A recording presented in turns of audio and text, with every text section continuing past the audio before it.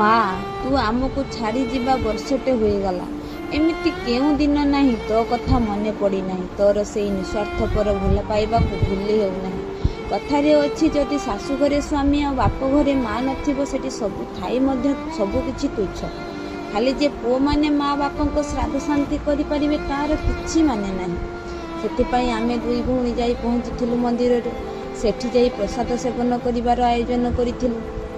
ଖାଲି ଭଗବାନଙ୍କ ପାଖରେ ଏତିକି ବିନତି ଥିଲା ଯେ ମୋ ମାଆକୁ ଯେଉଁଠି ରଖିଛ ଯେମିତି ରଖିଛ ଭଲରେ ରଖିଥାଉ ପ୍ରଭୁ। ମନ୍ଦିରରେ ପହଞ୍ଚି ପ୍ରଥମେ ଆମେ କମିଟି ମେମ୍ବର ସେଥିରେ ଯାଇ ମିଶିଥିଲୁ। ସେମାନେ କହିଲେ ତୁମେ କେତେ ଲୋକର ଆୟୋଜନ କରିପାରିବ। ଆମେ 200 ଲୋକ ଜଣାଇଥିଲୁ। ପର୍ଚିରେ ନେଇ ଆମେ ବାହାରି ଯାଇଥିଲୁ ମନ୍ଦିର ଦର୍ଶନ ପାଇଁ। ମନ୍ଦିର ଦର୍ଶନରେ ଗଣେଶ ଭଗବାନଙ୍କର ଦର୍ଶନ କରିସାରି ତାପରେ ଆମେ ୱେଟ୍ କରିଥିଲୁ।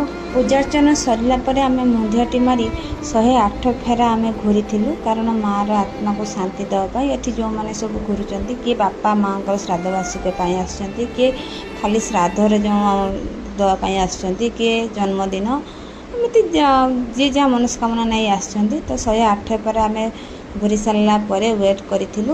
ଆମର ଯେଉଁ 200 ଲୋକର ଆୟୋଜନ କରିଥିଲୁ ସେମାନେ ସବୁ ପ୍ରସାଦ ସେବନ କରିସାରିଲା ପରେ ଆମେ ପ୍ରସାଦ ସେବନ କରିବାକୁ ବସିଥିଲୁ। ପ୍ରସାଦ ସେବନ କରିସାରିଲା ପରେ ଆମେ ଘରକୁ ଫେରି ଆସିଲୁ। ଓମ୍ ଶାନ୍ତି।